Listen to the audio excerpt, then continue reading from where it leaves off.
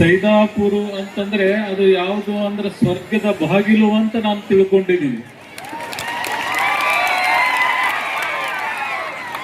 ಸೈದಾಪುರ ಅಂತಂದ್ರೆ ಅದು ನನ್ನ ತವರು ಮನೆ ಅಂತ ತಿಳ್ಕೊಂಡಿದ್ದೀನಿ.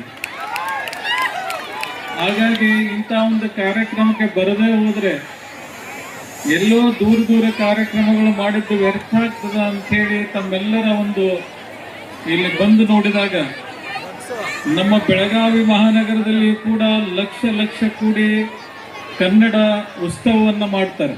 ಅದು ನವೆಂಬರ್ 1ನೇ ತಾರೀಕು. ಅಂತ ಒಂದು ಉತ್ಸವವನ್ನ ಅದು ಎಲ್ಲಾದರೂ ನಡೀತಿದೆ ಅಂತಂದ್ರೆ ಅದು ಸೈದಾಪುರದಲ್ಲಿ ನಡೀತಿದೆ ಅಂತಂದ್ರೆ ನಮ್ಮೆಲ್ಲರಿಗೂ ಕೂಡ ಬಹುದೊಡ್ಡದಾಗಿರ್ತಕ್ಕಂಥ ಒಂದು ಹಾಲು ಕುಡಿದಷ್ಟು ಕೂಡ ಸಂತೋಷವನ್ನ ಉಂಟು ಮಾಡತಕ್ಕಂಥ ಸಂದರ್ಭ.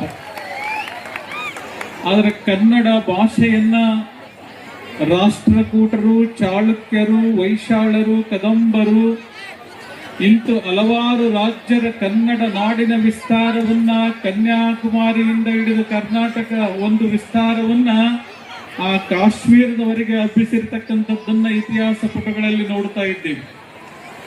ಅಂತ ಬಹುದೊಡ್ಡ ಕನ್ನಡ ಅಂತಂದ್ರೆ ಕಸ್ತೂರಿ ಅಂತಾರೆ. ಕನ್ನಡ ಅಂತಂದ್ರೆ ಅದು ಕನ್ನಡ ಅಪ್ಪ ಅಮ್ಮ ಅಂದಾಗ ನೋಡ್ರಿ ಎಷ್ಟು ಎರಡು ಅಕ್ಷರಗಳು ಉಕ್ಕಿ ಅಮೃತದಂಗೆ ಬರ್ತಾವ. ಅಮ್ಮ